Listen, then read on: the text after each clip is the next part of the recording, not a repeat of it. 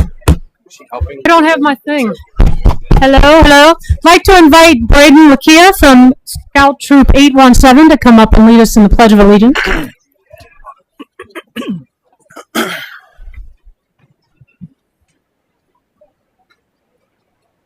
Allegiance to the flag of the United States of America and to the republic for which it stands, one nation, under God, indivisible, with liberty and justice for all. Thank you, Braden. Call the roll, please. Mayor Bailey? Here. Mr. Bateman? Here. Mr. Goodyear? Here. Mr. Hart? Here. Mr. Ori? Here. Vice Mayor Phelps? Here. Mr. King? Here. Welcome, everyone. We have a full house tonight. With us, we have our Director of Finance, Mark Medler, our Assistant City Manager, Chris Weinich, Clerk of Council, Misty Clark, Dave Kennedy, City Manager, City Solicitor, Joe Braun, Chief of Police, Michael Gabrielson, former council members, Pat, they're all together. That's so cute. Kent Blair, Pat Mays, and Todd Osborne. We also have Cece Collins, President of the Little Miami River Chamber Alliance, and Meredith Taylor, who is the Vice President of Operations of the Chamber. So welcome, everyone. I think I've said everyone. We do not have an oath of office tonight, so the first item is the introduction of the 2025 Valentine Lady. Woo. Thank you. Thanks, Kathy. One of the fun parts of the job that I have is coming here every year and introducing the current Valentine Lady and recognizing the other Valentine ladies that are with us. We do have some that aren't with us. Some are fighting some different illnesses, and we just want you to kind of keep them in your prayers as they continue to recover from some pretty serious things. So if you could do that. But we are here to celebrate the 2025 Valentine Lady. I'm going to tell you just a little bit. I've reduced it because I think we were here for the kickoff, so I continue to kind of reduce that. But the first step in becoming a Valentine Lady is you have to be nominated. And I think Cynthia Tate knows about that. She was one of the nominees this year and has been in other years as well. And once you're nominated, we kind of look at everything that you've done, whether it's work at one of the schools or volunteered in the community. And then there's a vote, and then that's how the Valentine Lady gets nominated. The program committee reviews all the letters, and then, as I said, we vote, and it's based on the involvement in the community. Each Valentine Lady is different, but they have one thing in common. They love their community, and they love to be involved in the community. The common thread is they truly are Valentine sisters. The first and one of the most rewarding responsibilities of the Valentine Lady is to go to the various schools throughout our community and share the love about the Valentine program. And they often have different messages. Some of them have written books, so they'll talk about kindness or anti-bullying or whatever their topic is for that year.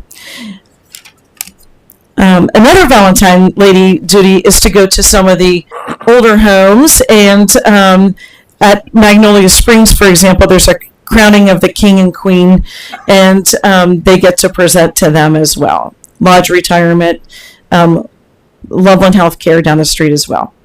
There's an annual breakfast that we honor each of them, and that is going to be on February 14th at 8:30 a.m. at Oasis. So we'll hope you join us this Friday. It's a lot of fun.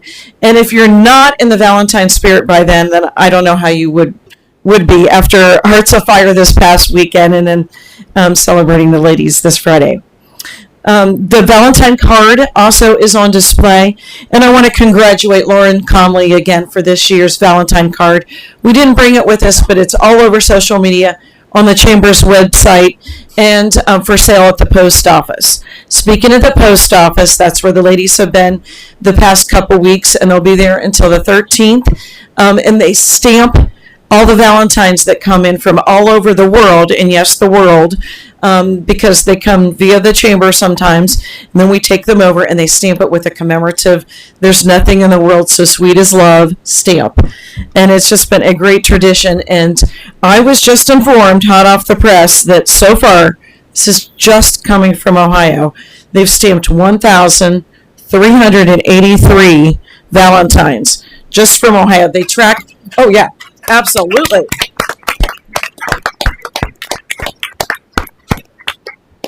So we're going to need some PT for the wrist and right. But that's just Ohio, as I said. There's hundreds and thousands that come. It's amazing. It's the coolest thing. Everybody wants their Valentine to come from Loveland, Ohio. So I love that we celebrate this. I love that we celebrated it all last weekend. It was a lot of fun. And so stay tuned on the stats on that. But they're at the post office until the 13th if you still want to get those in. And we still have some cards for sale. So just contact our office and we can help you locate where those are. They're at a lot of the stores around Loveland as well. The boutiques, the coffee shops, restaurants, all those areas. But first, I want to recognize, before we recognize the 2025, all the ladies that are here that are former Valentine ladies. So I'm not going to go in order of the year they were here. I'm just going to go down the line here. So Janice Fogel, 2014. Debbie Murray. Oh, well, let's wait. Let's hold our applause until. So Janice Fogel, 2014. Give us a wave or you can stand. Debbie Murray, 2020. We have Ann Fowler, the not oldest in age. This is important. Not oldest in age, the veteran of our Valentine Ladies, year 2000. Right? Okay. Sue Lundy, 2015. And, Jeannie Schmidt. I'm sorry, Jeannie. Schumacher, 2022. Sorry, sweetheart. And then, I can't see who's next. Becky Giver, 2024. All right. And Donna Barnes, I'm going to get her year here, 2023. And Kathy Lorenz, 2019. So now, oh my gosh, Kate Bowen, 2018. Did I get everybody? Kate Bowen, got her, 2018. Big round of applause.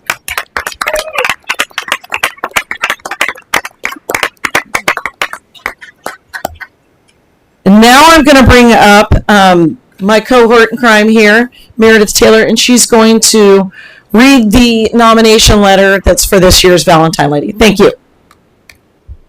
Well, I love Lynn. I did not nominate her, but I was delighted to find out that the woman who did nominate her is the parent of a classmate of my son's. So it's kind of a fun Loveland, small world. It is a very small town after all. So I'm going to read the letter that was submitted to us for the selection for Lynn. It says, Dear Selection Committee, I am writing to wholeheartedly recommend Lynn Ori for the role of 2025 Valentine Lady. It is without hesitation that I submit her name for consideration, as Lynn exemplifies the quality of service, dedication, and community spirit that are central to this honor. Lynn has been a cornerstone of the Loveland community for over 3 decades. As a retired preschool intervention specialist at Loveland Early Childhood Center, she dedicated 22 years to nurturing the next generation of learners. Her passion for education and her commitment to fostering growth and development in children has left a lasting impact on countless families. In addition to her work as an educator, Lynn was deeply involved in other various committees at LECC, including leading the Sunshine Committee and contributing to the building leadership team. Beyond her professional work, Lynn has always been an active member of the Loveland community. She is an integral part of the Loveland Learning Garden, where she helps cultivate not only plants, but also relationships and a sense of stewardship for the environment. Her role in the Loveland Women's Club is another testament to her willingness to support her neighbors and friends. Lynn's community involvement is not limited to these endeavors.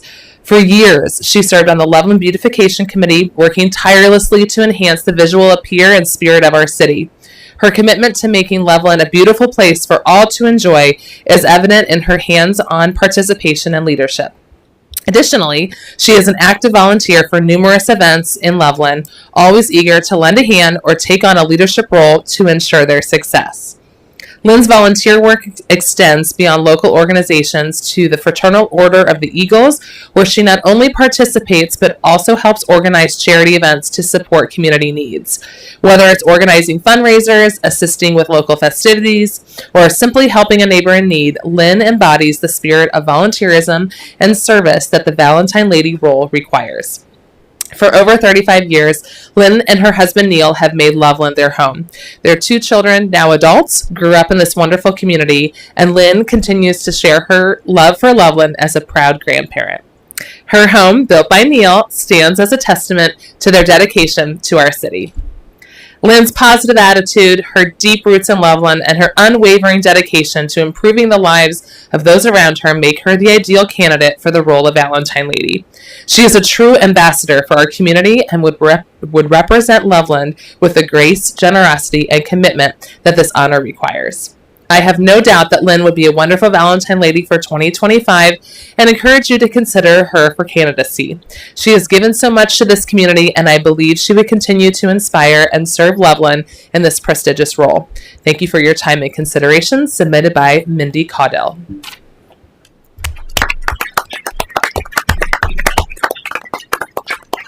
So if we can now bring up Lynn, our 2025 Loveland Valentine Lady. Come on up, Lynn.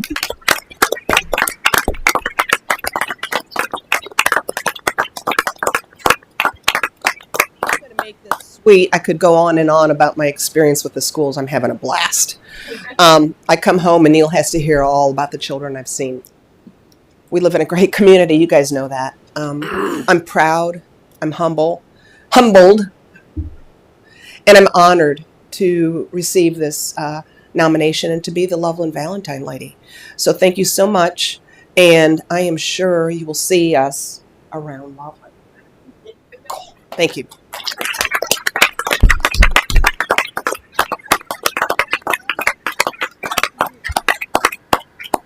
Oh, for God's sakes.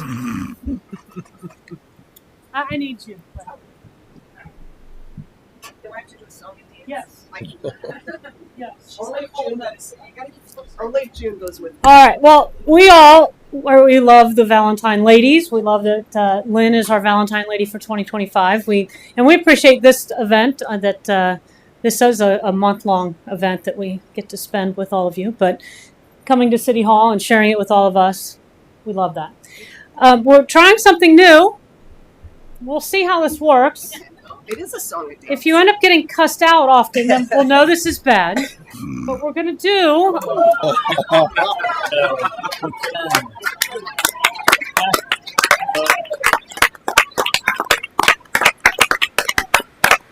how it works.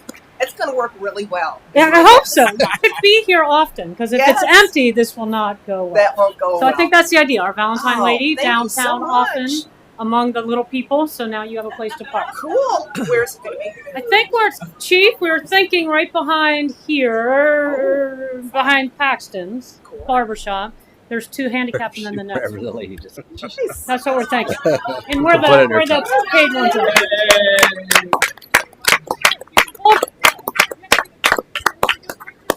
Picture. Yeah. Let's do that. Council, should we be behind? Where should we be? What do you think? Fun. She Too should be a many of star. Yes. She was talking all about it. Oh, sure. Yeah, she said, Dad, the Valentine lady knows you. Yes, excellent. That's amazing. That is cool. I think we're staying.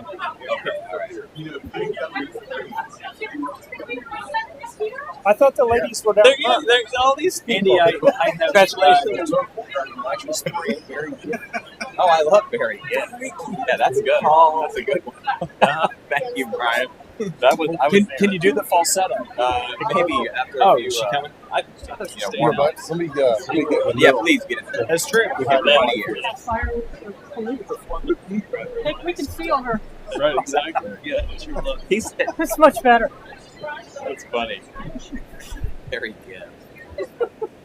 everybody scoot So different than the police force when Captain Gang was standing Oh there. yeah, right. All those Kettering giants.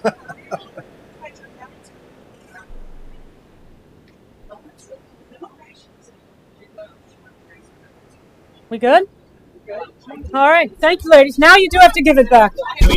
Well, if you wanted to put somewhere. You want to put it up yourself? They want to do one more. No, Nice try. because she'll have something in her car to put on the dash. Yeah. And Neil can't touch it. That's what I said. I said, Neil, I can't. she's do it. got to be with you to use Yeah, that spot. right. You can't Right. use it when she's Right. not there. Volunteer lady by Frisco. Very official. Are we good? Okay. There's gonna be a black pin that's next down. Who we got? I'll share. Cashier. Right. That's great. What do you want her to do with that? Who's taking that? Oh, really? We didn't, but Is that the commemorative? So is she really keeping it? Yeah, we forgot to order two, but it was only like $20. All right. Oh yeah. So we get a grant for that? No, it was really inexpensive.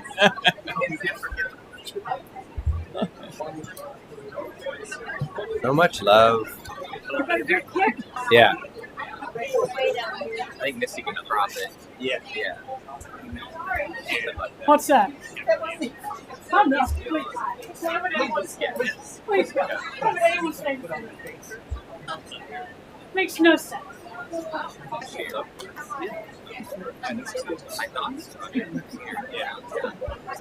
Yeah, we're not waiting all night for these ladies.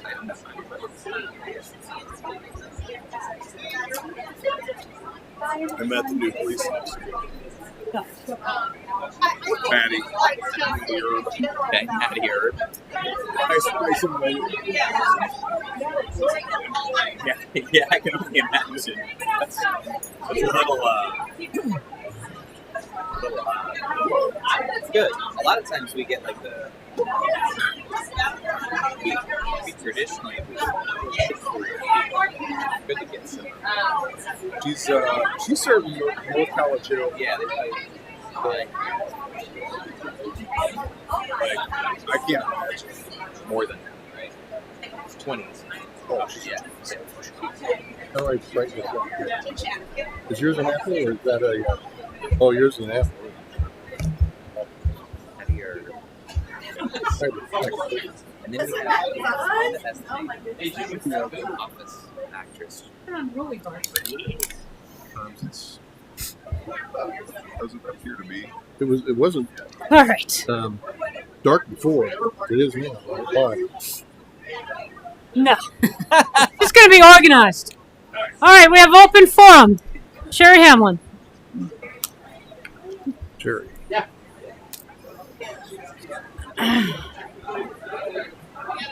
Should I wait? Good afternoon, Council. My name is Sherry Hamlin, 118 Cannonade Drive. I am speaking tonight as a member of the Parks and Recreation Board, a position that I have been honored to hold since 2022. One of the key issues currently before the board is the rewrite of the field use policy, which governs the allocation of use of city-owned fields. As discussed in our October Parks and Rec meeting, a review of this policy has revealed multiple violations by organizations that utilize city fields. For those interested, the video of this meeting is available on the city's website. On tonight's agenda, the mayor has recommended the appointment of Doug Hearn to fill a vacancy on the board. I do not know Mr. Hearn personally, and I have no doubt that he is an engaged and active member of the community, as referenced in the mayor's memo.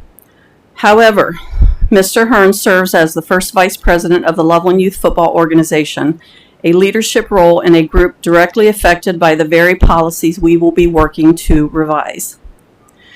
While I have no reason to doubt Mr. Hearn's integrity or dedication, his appointment to the Parks and Rec Board presents a clear conflict of interest. Given that the board will be making decisions on policy changes that impact our youth sports organizations, including his own, Mr. Hearn would be required to recuse himself from discussions and votes on this matter. This raises an important question. Is it in the best interest of the board to have a member who would be unable to participate in this key issue? Furthermore, the field use violations were initially brought to the board's attention by a resident who believes that they have been personally harmed by non-compliance with this policy. If Mr. Hearn is appointed, it is reasonable to expect that this resident, and possibly others, may perceive an impropriety in the process. Even the appearance of a conflict of interest can erode public trust and diminish the credibility of the board. For these reasons, I respectfully urge the council to deny this appointment and consider Mr. Hearn for a different committee where his talents and commitment to the community can be fully utilized without concern for conflict of interest. Thank you.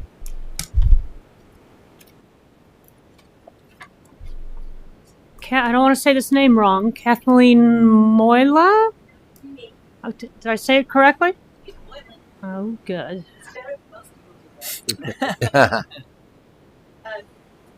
Good evening. My name is Kathleen Moylan. I've met several people in the room, and I want to thank you for the warm reception that I've received so far. I am with Kiwanis International, and many of you know there used to be a Kiwanis Club here. It closed 25 years ago.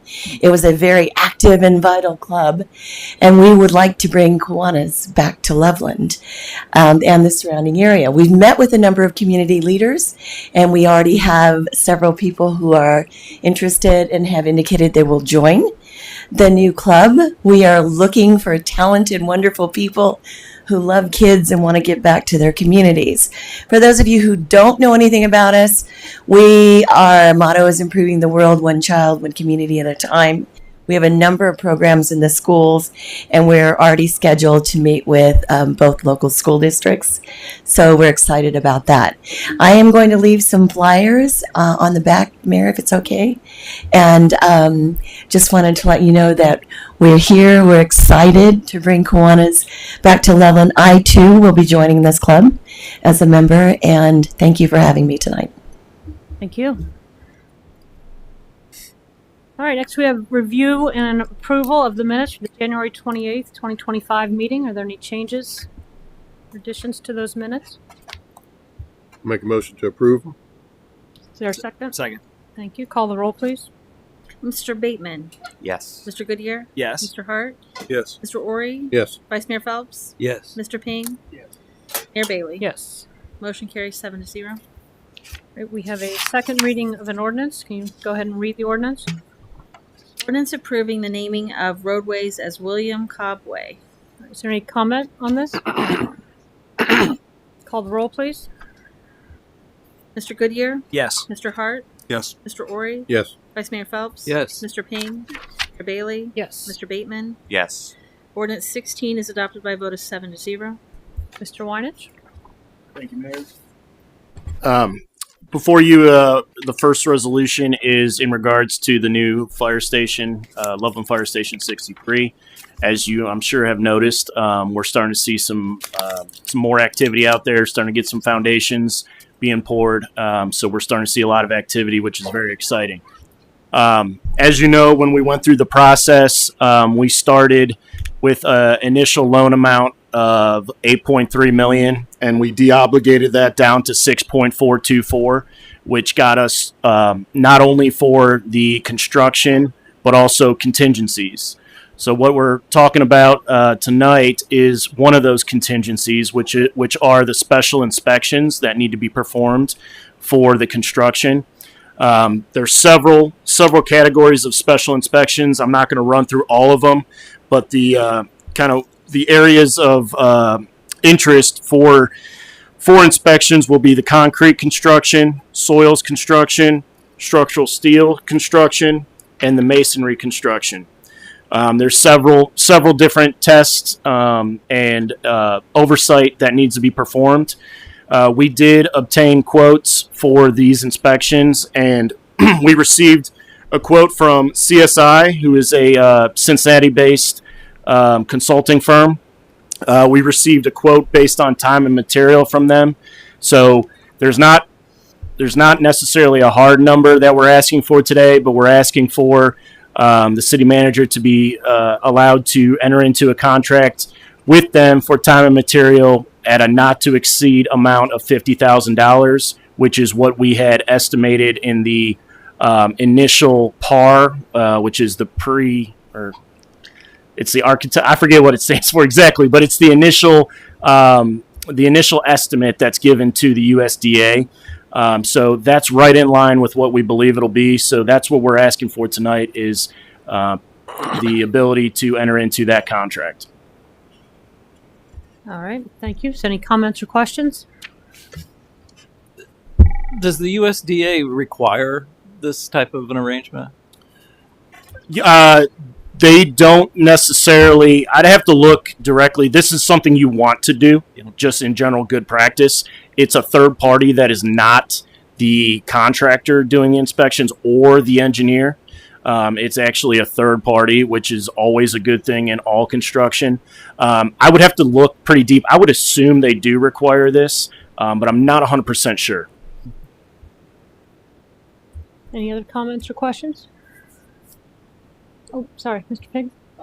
Just in response to the question, the building code requires it. Okay. So it's a requirement of building code. Thank you, Mr. Payne. All right, we'll go ahead and read the resolution, please.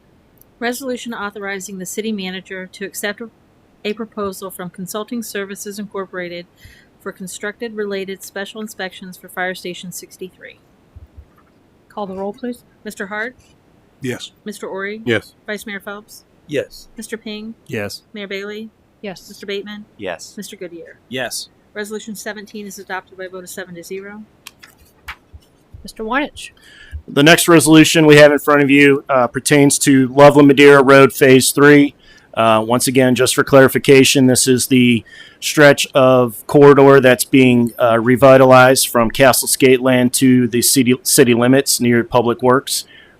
This is a request for the consulting services for right-of-way acquisition. We're now to the point in that project where we are pursuing right-of-way. So the right-of-way plans have been developed, and now we're looking to acquire. And as part of the ODOT guidelines for that, you have to have a separate consultant than your general consultant do the right-of-way acquisition. So as part of that, we put out for a quality-based selection for those services, and we received 4 responses, letters of interest, and we went through those at a staff level and identified the most qualified firm.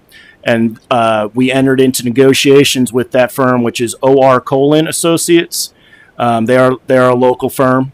After we entered negotiations, we went back and forth with their proposal, and essentially we came down to a number of $55,100 for the right-of-way acquisition. Keep in mind, this is part of the 90-10 split.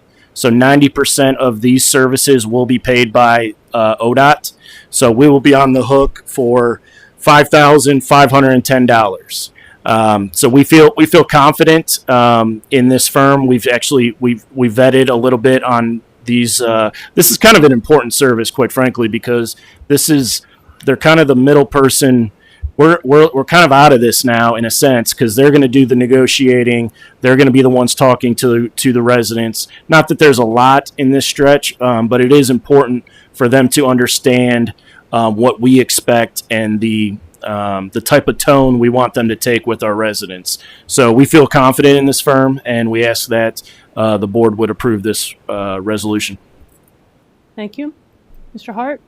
Okay, Mr. Waters, can you talk through what exactly acquisition entails? Like, what is, when you say acquisition of right of way, just so we're all on the same page, what does that actually mean? Yeah, so basically when we're putting in these sidewalks, so that's what we're essentially talking about. We've got medians, we've got other stuff that's going on, but the actual take from the properties where we need additional right of way to get that sidewalk in, we need to purchase that property from those property owners. So there's a appraisal that will be done, and in fact you will see another one of these memos here shortly, because we actually have to have an appraisal review done, and that has to be another third party. So the appraisals will be done by this company. They will be reviewed by the third party, and then they will be presented to the property owners at a fair market value, so based on the appraisal. And then at that point, there will be some negotiations back and forth as far as, if there's certain things that the property owner feels that we are omitting in that fair market value, we will have those discussions. But essentially, they are tasked. OR Colon will be tasked with acquiring that right away for these improvements. Does that answer it? It does. Yeah. Is the property owner, can they say no? They can say no, and there is a process for that because this is an ODOT process. It's a form of eminent domain in a sense, so it can be drawn out.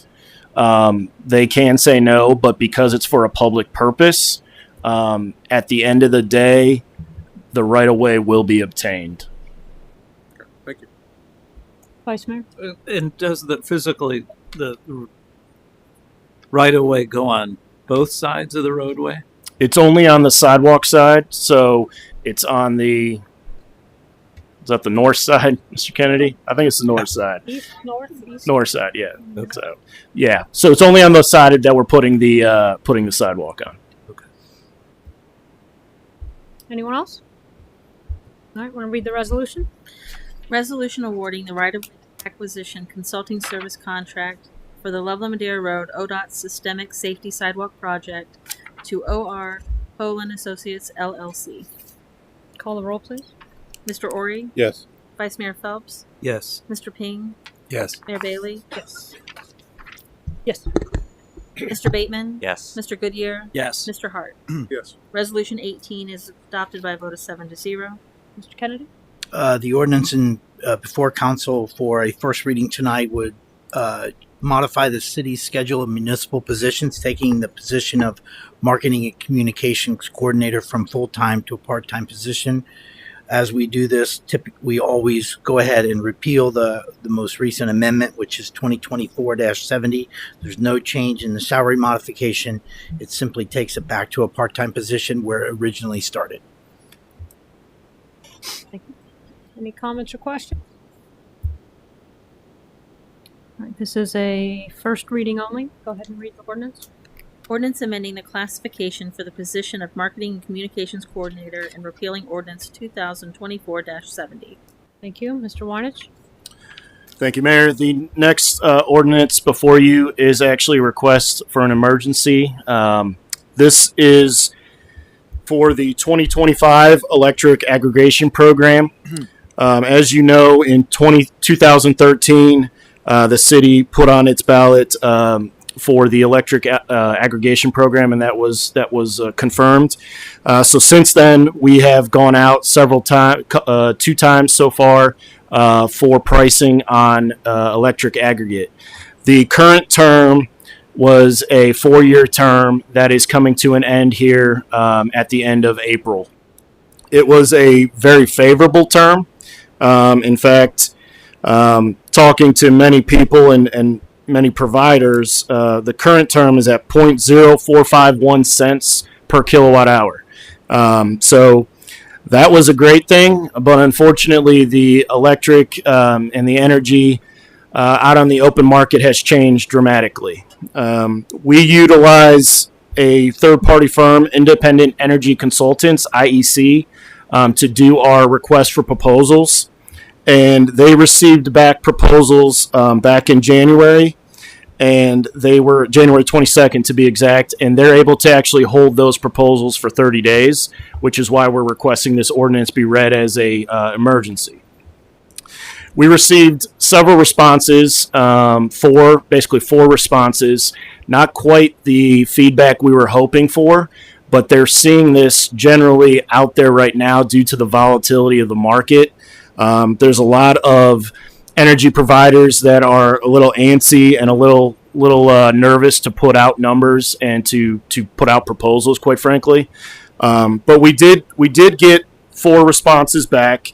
Those were from Dynegy, Constellation, Direct Energy, and Powervine. And they all came back with different rates and obviously different terms, different month terms. We got any range from 12, 18, 19, 24, and 36 month terms. The lowest rate and the most favorable rate was actually at a 12-month rate from Dynegy at 8.97 cents per kilowatt hour, which is over or just about double what our providers are offering right now.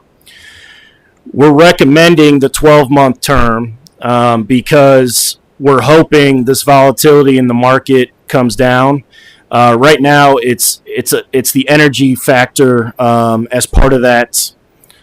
So it's kind of broken up in your memo. There's kind of a pie chart of how they base their costs on, and right now it's the energy component, which is extremely volatile, is what's driving that price up.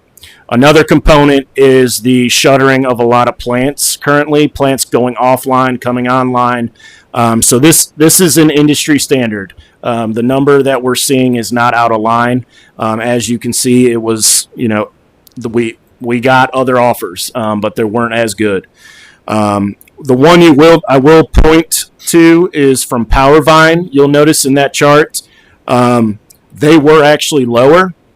However, when our consultant entered into negotiations with them and started having more conversations, they actually pulled back and said, we're new to the game and we don't feel very comfortable doing this. We don't really have all of our ducks in a row yet. We were kind of just trying to get our foot in the door, and they're not ready. So we don't feel comfortable pursuing that route. So it would be our recommendation to move forward with Dynegy for the 12-month period.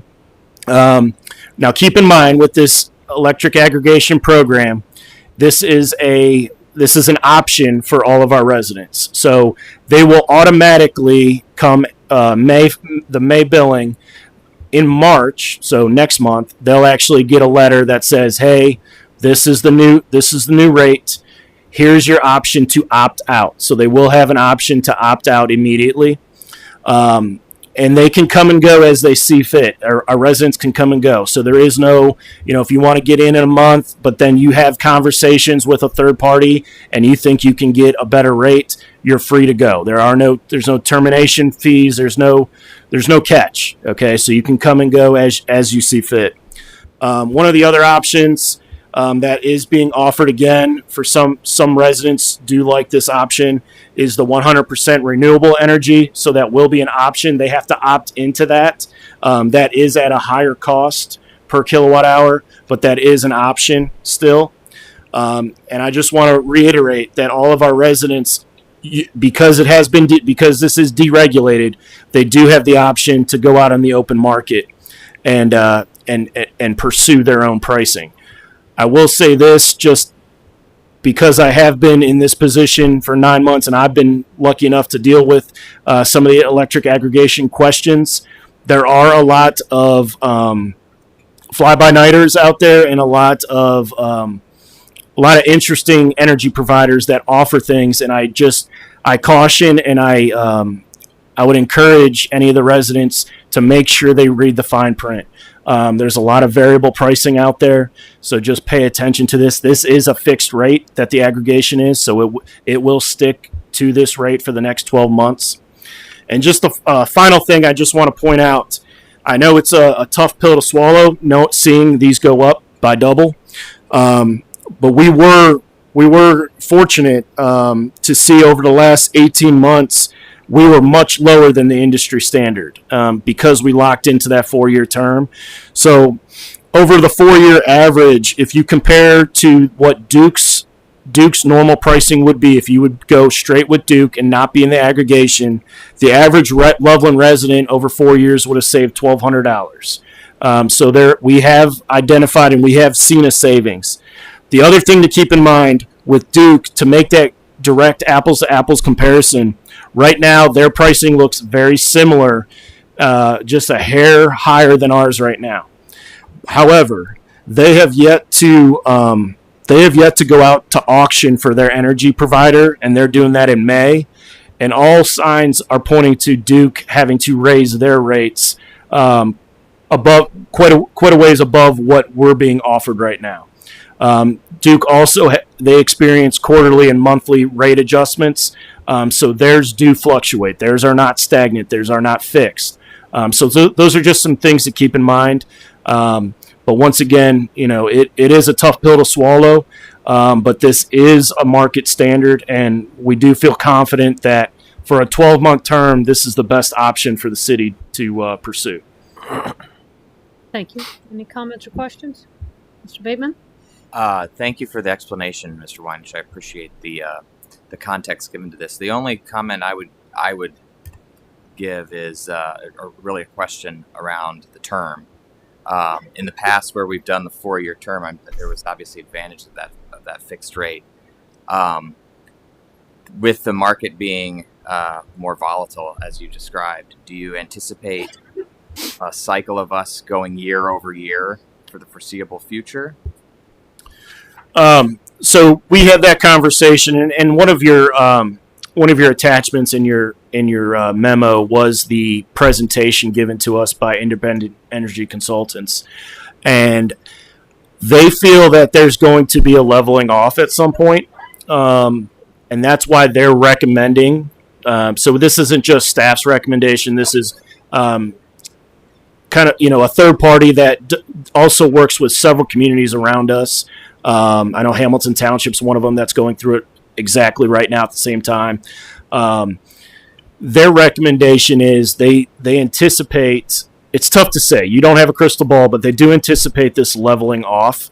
And, could you go into a longer term because maybe this ends up 10 cents in a year? It's very possible. But this seems like a high point is what we've been kind of gleaning from all the conversations we've had. Okay, because I think one of the advantages of that is that of going 12 months is that if there were to go down, we could arrive at a plateau and then lock in the longer term. I think a disadvantage of renewing year over year are for those folks that choose to opt out of the energy aggregate program, and then within less than a year, they may be opted back in to whatever program we sign or agree to in 2026. So I feel for those folks because I think that could be somewhat frustrating. I have a suggestion for that, and I think this is something we can certainly work with our third party on. Is just because you opt out, when we sign a new term, we should send those letters to everyone and let them know that there is an option to opt back in. So we can work with our third party on that, because I understand where you're going with that. It makes sense to me. So let me have that conversation with them about the next go round, because you may see a lot of people opt out because they may be able to find something cheaper potentially. Or similarly with the green energy plan, wanting to consume green energy, but then having to make sure that you're on top of it when another or different option to switch to that might occur. So anything that you might be able to do to help advise, again, I think it's a good program in general, and I've participated in it myself for many years. So again, I totally trust the judgment, but I think this presents some new wrinkles that just hoping you consider. Will do.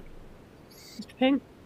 Is just as a curiosity, you mentioned that you have a fair amount of experience with other energy providers. One of the benefits to the city to the residents is the city kind of negotiating this stuff and figuring it out and so forth. Is there a possibility of having some sort of fact sheet or something like that could be on the city's website that would, just help people navigate that when, this is going to come to a lot of people, I'm sure, as a real surprise that the rate is doubling, which is going to make them really interested in anybody with a lower rate. So some of the things you mentioned, be careful that you're watching for variable rates or whatever. Could we put a fact sheet or something like that together and maybe even list companies that might have issues to be concerned with, or is that a problem to do that? Yeah, no, I think I'll probably stray away from, unless I get different direction, I will stray away from naming any names, but I will certainly, we can certainly pull something together, a fact sheet of what to look for, explaining fixed rate versus variable rate, explaining, I'll sit down with the IEC because I know they're getting these exact same questions.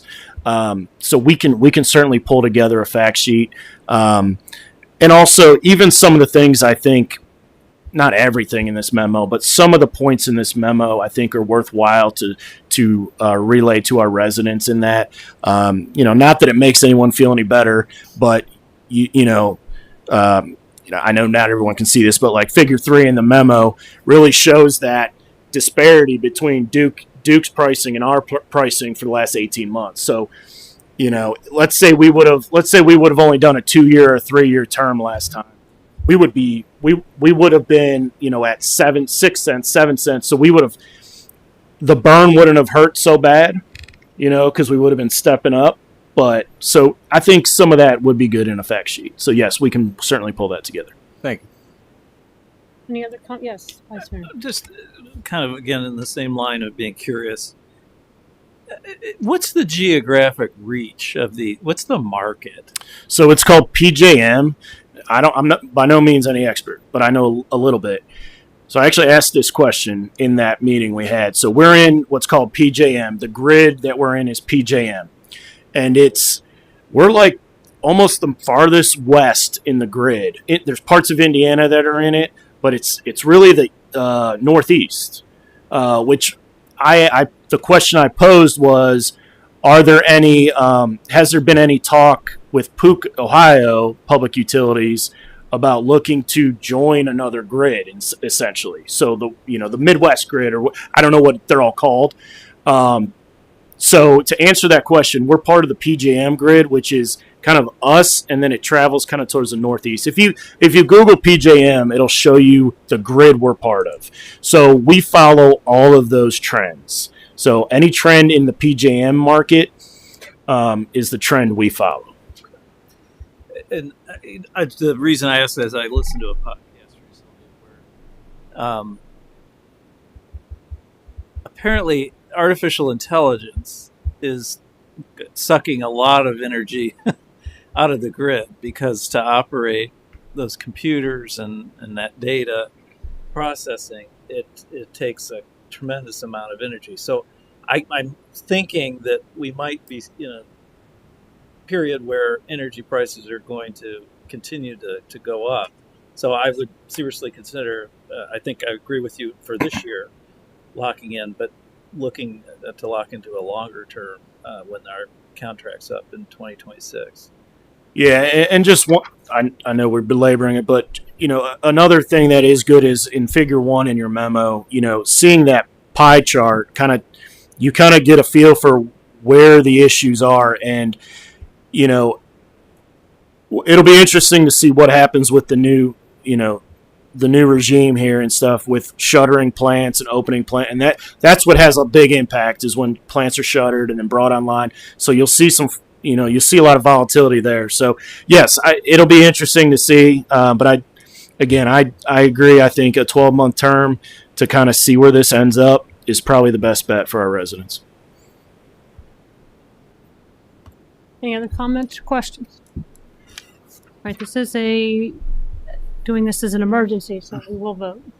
We'll go ahead and read the ordinance. Ordinance authorizing all actions necessary to support the continuation of a governmental aggregation program with opt-out provisions pursuant to Ohio Revised Code Section 4928.20, directing the city manager to execute a supply agreement with Dynegy Energy Services, LLC, to continue an electric aggregation program beyond April 30th, 2025, when the current supply agreement ends, and declaring an emergency. Call the roll, please. Vice Mayor Phelps? Yes. Mr. Ping? Yes. Mayor Bailey? Yes. Mr. Bateman? Yes. Mr. Goodyear? Yes. Mr. Hart? Yes. Mr. Ori? Yes. Ordinance 19 is adopted by a vote of 7-0. Kennedy? So,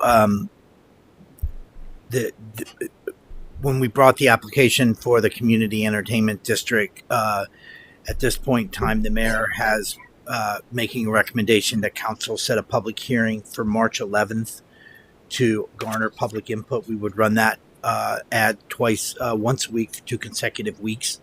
That would allow city council to take public input, and then if you review the flow chart that's included, that is worthwhile to sort of give you an idea of how the process works. So you would hold the public hearing to garner within 75 days, which could be that day if you so choose. You could then would pass the legislation to authorize the expansion of the Loveland South Community Entertainment District, at which point in time the entire application be sent to the Division of Liquor Control. All right, so you're looking for need a motion to set public hearing on or about March 11th, 2025 at or about 7 p.m. to allow for public comment on this ED application. Yes. Correct? All right, anybody have any questions or comments? I'll make that motion. That'd be great. Is there a second? Second. Call the roll, please. Mr. Ping, Yes. Mayor Bailey, Yes. Mr. Bateman, Yes. Mr. Goodyear, Yes. Mr. Hart, Yes. Mr. Ori, Yes. Vice Mayor Phelps. Yes. Motion carries 7-0. All right, we do have the recommendation by myself to appoint Doug Hearn to the Parks and Recreation Board. I stand behind that recommendation. I don't know that I know a man that is more upstanding than Mr. Hearn. He is involved in Loveland youth football. My understanding is this is his last season, last year, because his son is aging out. I am not aware of any issues with Loveland youth football and field time. I don't know of another football league that is fighting for football time. The issues we're having with our fields have to do with baseball and soccer, and I'm sure that Mr. Hearn, to the extent that there are any considerations that would affect Loveland youth football, would know how to navigate that and recuse himself if necessary. But that is, if at all relevant, a very small part of what is involved in our fields and in being on this board. And he is a very active member of this community, a wonderful man. I think he would do a very good job on this board. So I would like his appointment to be affirmed.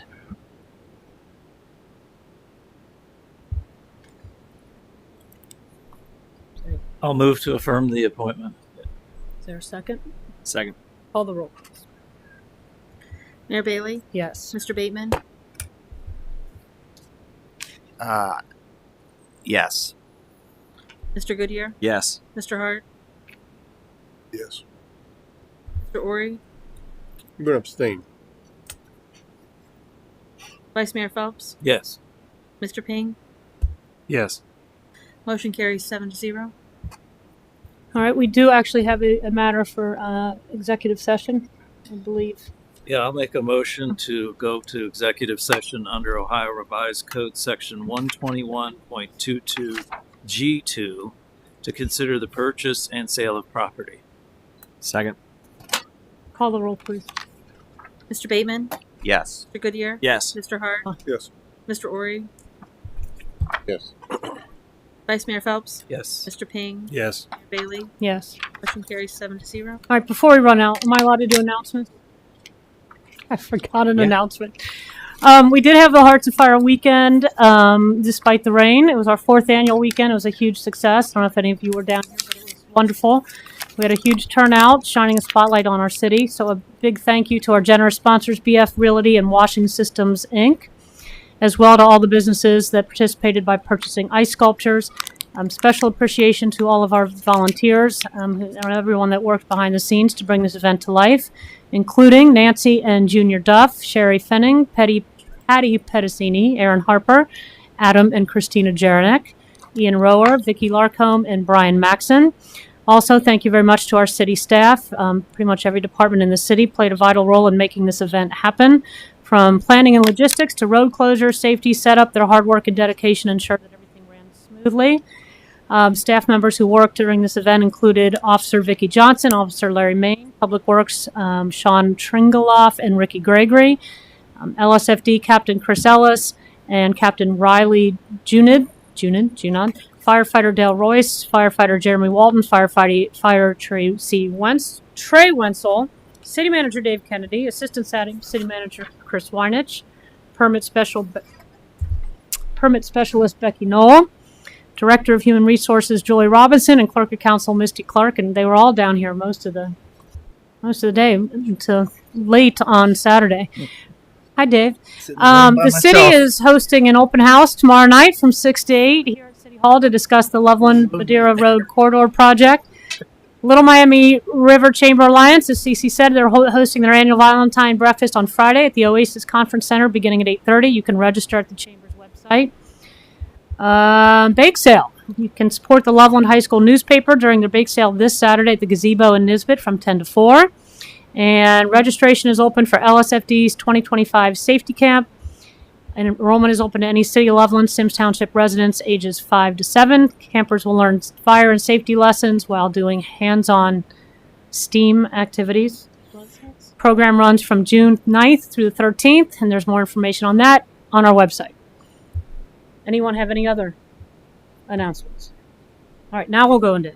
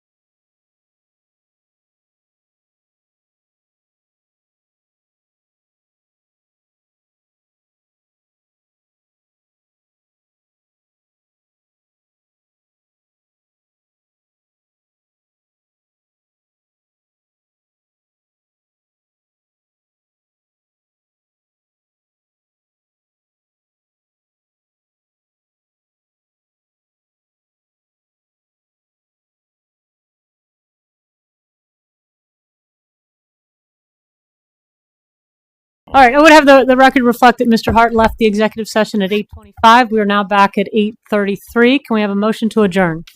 So moved. Second. Call the roll, please. Mr. Goodyear, Yes. Mr. Hart, Yes. Mr. Ori, Yes. Vice Mayor Phelps, Yes. Mr. Ping, Yes. Mayor Bailey, Yes. Mr. Bateman. Yes. Carries 7-0.